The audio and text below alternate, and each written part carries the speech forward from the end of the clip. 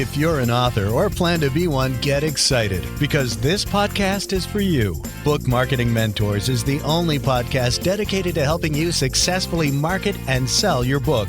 If you're ready for empowering conversations with successful marketing mavens, then grab a coffee or tea and listen in to your host, international best-selling author Susan Friedman. Welcome to Book Marketing Mentors, the weekly podcast where you learn proven strategies, tools, ideas, and tips from the masters. Every week, I introduce you to a marketing master who will share their expertise to help you market and sell more books. Today, my special guest is an accountability and culture expert. Sam Silverstein, CSP, is dedicated to empowering people to live accountable lives, transform the way they do business, and create a more accountable world. He helps entrepreneurs, multinational companies, and government agencies create an organizational culture that prioritizes and inspires accountability to increase engagement and productivity. He's the author of numerous books, including No More Excuses and his latest book, I Am Accountable. He's the founder of the accountability movement, which focuses on building powerful communities filled with people and organizations that know their values, live their values, and keep their commitments. He's a longtime dear friend, NSA colleague, and just a super great guy. Sam, it's an absolute thrill to welcome you to the show, and thank you for being this week's guest expert and mentor. Hey, Susan, thank you so much for honoring me. You had me at great guy. I appreciate that. That was wonderful. Good. Well, it's just such a thrill to have you here, Sam. And I know that over the years, you've managed to build yourself a really successful business. And I know that's something that many of our listeners just see the future for themselves, building that successful business. However, there was a point that when you got started, you didn't start off necessarily as a success. So can you take us back a few years and talk to us a little bit about how you got into this and some of the journey that you took? You know, I was in business and I had been in two family businesses. I'd been in business with my father. I'd been in business with my father-in-law. To say that I was a small business and family business expert would have been a minor understatement at that point. But I really wanted to make a difference. I wanted to make a difference in people's lives. And people were coming up to me and thanking me for the advice that I had given them. And quite honestly, I didn't remember having the conversation in the first place. And so I thought, wow, what would happen if I tried to make a difference? What would happen if I really focused on that? And that brought me back to a conversation that I had had with someone that I met that was like the number one sales trainer at that time. And he told me that his career took off when he wrote his first book. That just resonated with me. And I said, wow, if I want to get out there and speak and impact people, impact their lives, impact their businesses, then I guess I need to write a book. And so that's what I did. I literally took a year and wrote my first book. And at the end of the year, I sent that off to an association and I booked my first speaking job in front of 1,500 people. That's pretty impressive. And you didn't look back, obviously. Oh, yeah, I look back a lot. Well, probably not in the sense that you're thinking, but a few years later, I look back and I said, boy, I wasn't near as good back then as I thought I was. But that's the way life is in general. Exactly. We think we're greater than we actually are. And we suddenly realize, no, we aren't that great. But how many years ago was that, Sam? Oh, man, that's not a fair question. I started writing that book. It's been 28 years ago since I started writing that book. And I self-published the first time. And since then, my publisher he said if I updated it, that he would re-release it. And he did. And we've sold a bundle of them sold far more on the re-release than I did the first time even. It's been one of numerous books. I just finished my 9th book and I'm getting ready to start my 10th. Let's talk about how you are using your books to drive business. Here's what I've noticed over the past 28 years. Every time I write a book, business goes up because I go out and I market the book. I push the book. I wrote my first book, not so much to have the book to sell as I wrote the book to help me formulate my beliefs about my area of focus, my expertise. And so in the process for me of writing that book, it just helped me identify everything that I really believe and that I wanted to share, and it organized it. And my first speech then basically came out of my book. It wasn't a book report of someone else's book. If anything, it was a book report of my book, the one that I wrote. And I stopped writing for a few years, because I was focusing on speaking, and I noticed that it tailed off. So I wrote another book, and then things picked up, and then I didn't write again. And I came to realize that really what drives my business is writing. When I'm writing, what I'm writing for books also becomes blog posts and articles and things that I get out. And then I have a new book. And when I have a new book, what's happened is the process that I go through to write that book has helped me to go deeper into my area of expertise, my area of focus. I discover new things, and I have a new book to sell, and I have more to share with my clients. I go through the process, and that enables me to help my clients grow. If I don't grow, they don't grow. So something that you said in terms of writing another book, and that helps create business. I know that many of our listeners have just got one book, and it took all the blood, sweat, and tears, everything to write that book. And they're like, okay, I can't even think about the thought of writing another book. What would you say to these people? Well, I mean, that first book, there is a shelf life. It's not like it's no good after 6 months or even a year and 6 months. And you can still be promoting that book, and you can use it to get into clients. And you have book sales, but it's also a reason to call, and it helps establish your credibility as an expert. But my feeling is that if you're building a business and you're generating revenue and you're putting money back into your business, then you need to reinvest. You reinvest in a lot of things. Some companies reinvest in manufacturing equipment. Some companies reinvest in a new building. I reinvest in myself, and I reinvest in myself both through what I do to help myself grow, but also I reinvest in the business through my books. And so that book, it becomes a new product. There's a cost associated with putting that together, obviously, in time, blood, sweat, and tears, and other fixed expenses. And then through that product, I also grow. I shared with you that I was just finishing up book number 9. And it wasn't, 3 weeks ago when I thought I was done, but wasn't quite done, that I came up with a concept in finishing off this book that has simplified the way I present a particular piece of information to my clients. And it's been something I've been looking for years, and I couldn't come up with the right wording. But in stretching to write the book, I came up with the wording. And literally the next day, I'm on the platform for a client. I'm speaking, and I used it. And you could just see the lights come on. And this was it was just so wonderful to be able to better connect with my client and help them. And that would not happen if I wasn't working on that book. The passion in what you're saying, it's just, you exude excitement and passion for your subject matter and for helping people. And I think that is such an important part of what we do in this business, is we've got to be excited about our own stuff, because if we're not excited, how can anybody else be? Exactly. Let me make it really easy. My focus is on accountability, and I work with organizations on accountability. The way you build accountable organizations is through the culture, and you have to develop accountable individuals in that culture. And that's where my focus is. If I wanted to write a book immediately, and my thought process is I'm always trying to take it deeper, deeper, deeper, deeper. If you looked at my books, I keep saying, oh, that book should have come before the last book. And the last book should have come before the one before it. And the one before it should have come before the one before it. And the reason that happens is because I keep going deeper. And if I go deeper, I'm getting back closer and closer and closer to the source, if you will, of what it is that truly drives accountability in people, organizations, community, and in our world. That all being said, if you wanted to write a book, all you have to do is sit down and go, okay, what are the 20 questions that people are going to ask about this subject? What 20 questions are people going to ask? And, you can find that. You can go do searches on Google and find that information and find those 20 questions.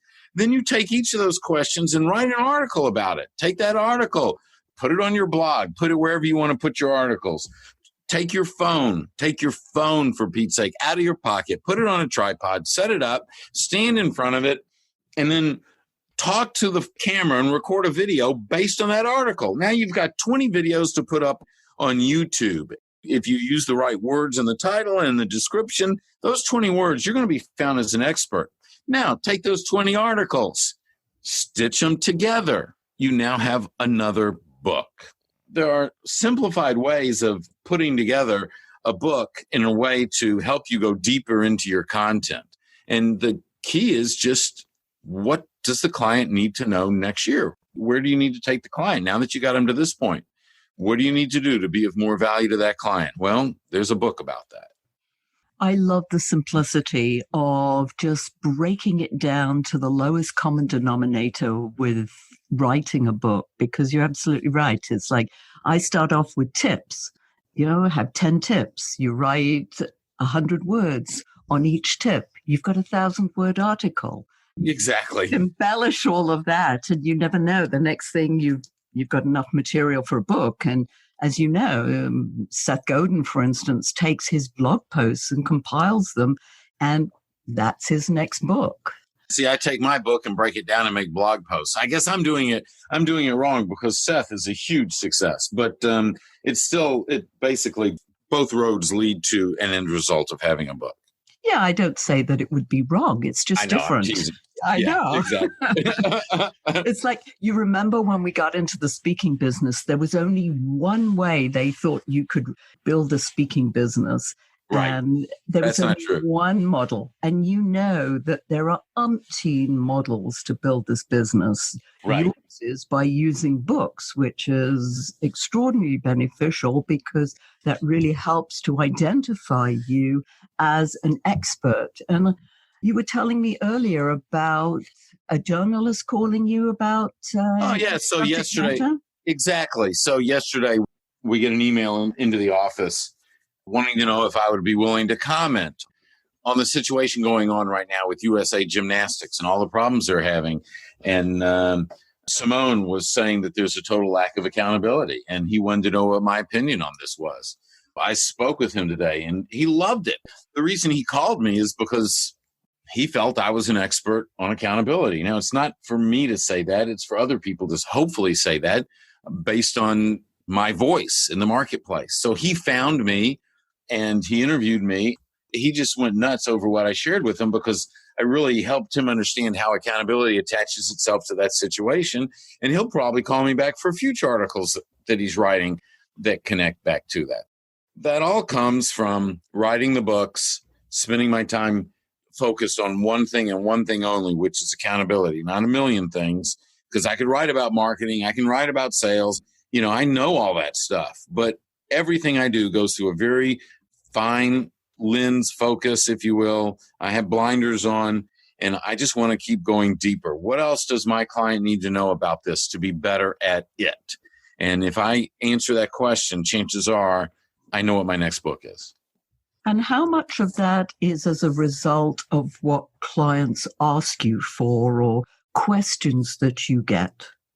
Well, I would say a lot of it, because in my programs where I talk about an organization's culture is based on their values, and leaders need to live the values. And the number one question I was getting asked when I was in front of, let's say, mid-level leadership was, what happens if my boss or the boss isn't living the values? Then what?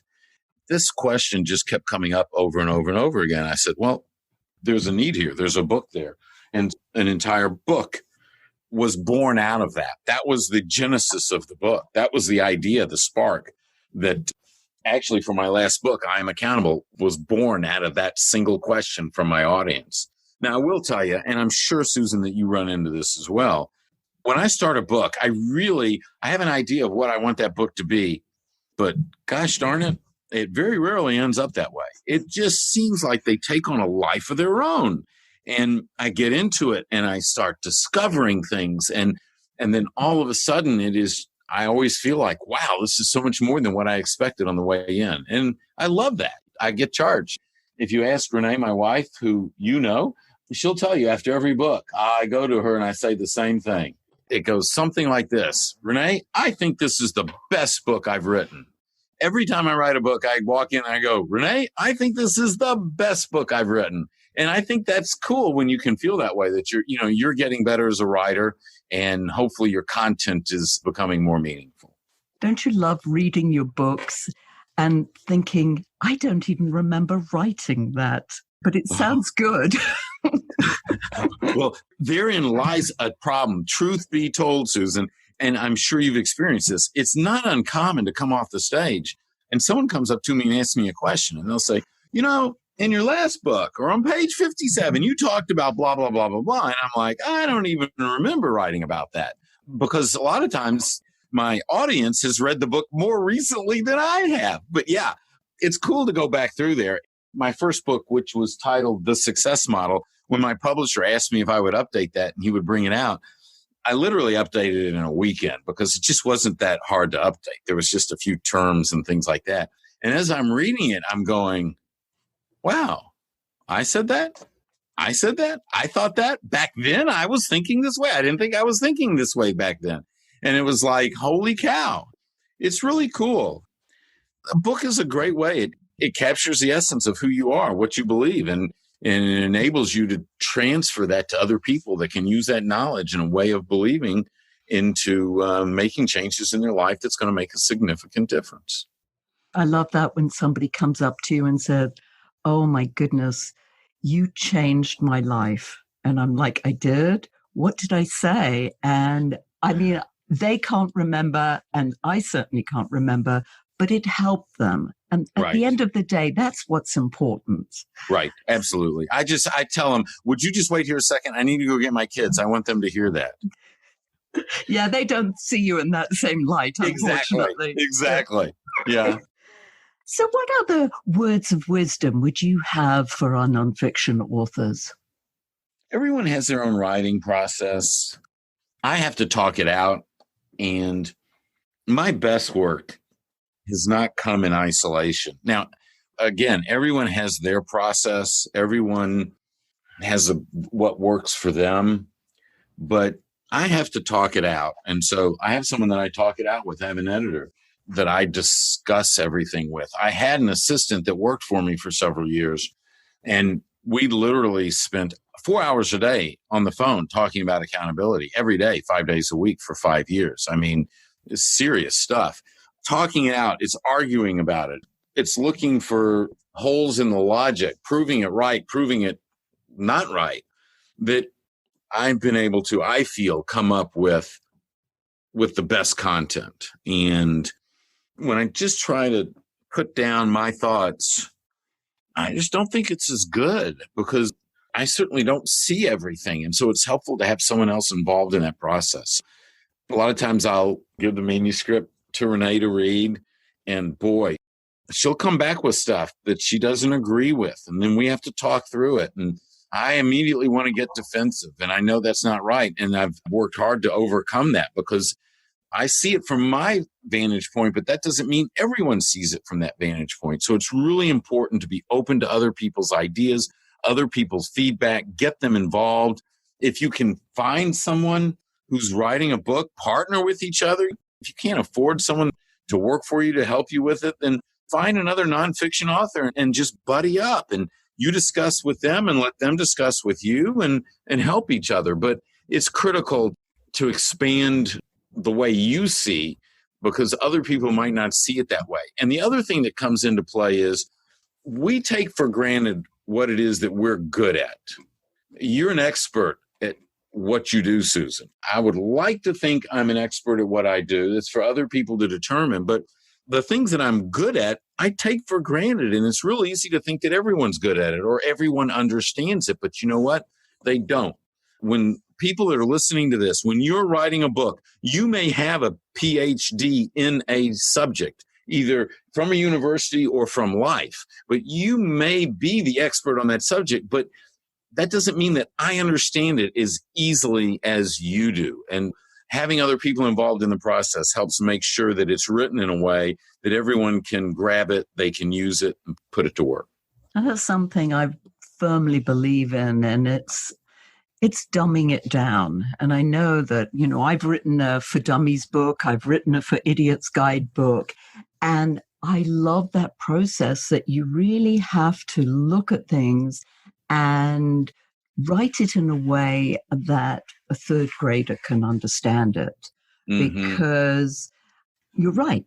It's that curse of knowledge. We think we know because we know it, somebody else knows it. And that's not the case. Other people don't necessarily know it. And you're absolutely right. Being open to other people's ideas and suggestions. I know that you're part of a mastermind. I'm part of a mastermind group. In fact, I'm part of 2 mastermind groups, and we share ideas, and we bounce ideas off of people. And that's so valuable because this is a very lonely business otherwise. Exactly. We need people around us. All the time. Talk about mistakes that you've made or you see other people make in this business. Well, waiting too long to write the book, putting it off, failing to recognize that they're buying into an excuse that they're creating in their mind that maybe someone else helped create, something that started in their past. You're young to do this. You're too old to do this. And you don't have the experience to do this. Just all of those things get in the way. I think we need to believe in ourselves, trust in ourselves, and move forward. I think that's critical. And the other thing is that being so indignant and thinking that we have all the answers and that we know it all, which we don't. And that goes back to my earlier comment about involving other people. And I think that's important. Those are the things that I see people slip up on.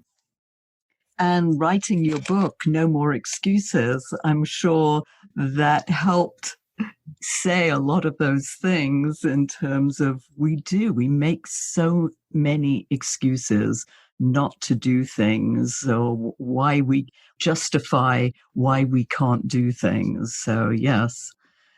That's just it. We all have a big excuse. And do we give into that big excuse or do we fight through it? Do we make that call? Do we call that publisher? Do we call that potential client? Or do we listen to the big excuse that says, oh, they would never buy from me, or they don't need this, or whatever it is? I think that that's the key, is that we have to not give in to that excuse and push forward. All the time, pushing forward, recognizing that, as you say, we don't know it all.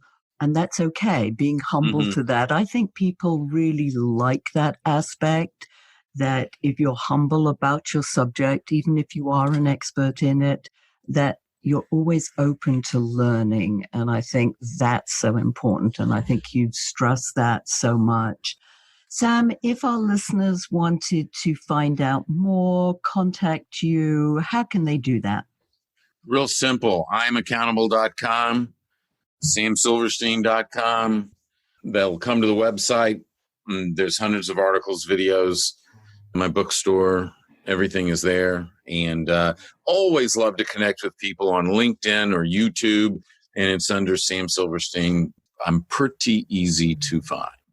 And Sam, you've shared so much with us, but if there was one sort of last word of wisdom, that golden nugget that you could leave with our listeners, what would that be? Ooh, boy, it's always, that last question's always the killer question. One golden nugget. Look at your book. And if you're in the process of writing a book, ask yourself, how do I go as deep as possible into the content? If you've written a book, ask yourself, how do I take this deeper for my reader? How do I bring them more value? Because when you do that, you're going to push yourself and you're going to have to grow. And it's when you grow, and only when you grow, that you help everyone around you grow. I knew you'd be wonderful. You were even more wonderful than I thought. So thank you so much for sharing your wisdom. And thank you all for taking time out of your precious day to listen to this interview. And I sincerely hope that it sparked some ideas you can use to sell more books. Here's wishing you much book marketing success. The time is now to take action and finally build your book-selling empire. And the great news is that Susan is here to help you. Visit bookmarketingmentors.com and sign up for a free 15-minute book marketing strategy session with Susan. She'll help you discover your first steps to marketing and selling your book. Only those who take action are rewarded, so visit bookmarketingmentors.com, and we'll see you again next week.